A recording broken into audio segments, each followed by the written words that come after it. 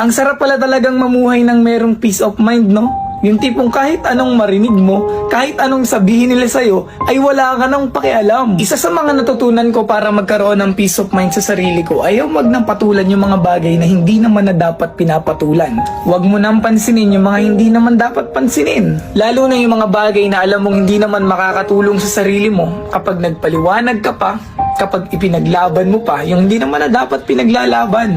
Ikaw na nanonood, kung gusto mo ng peace of mind, sarili mo lang din ang makapagbibigay ng peace of mind. Sarili mo lang ang hindi na dapat papatol sa mga bagay na hindi na dapat patulan. Sarili mo lang yung makapagbibigay na hindi na dapat pansinin yung mga nagpapapansin. Deadmahin mo na lang yung nasa paligid mo. Di mo naman kailangan ng opinion ng iba at hindi mo kailangang magpa-apekto sa kanila dahil naniniwala pa rin ako na ikaw at ikaw lang din talaga ang makakatupad ng mga bagay na gusto mo. Maniwala ka sa sarili mo, sabayan mo ng paniniwala sa taas at huwag ka makinig sa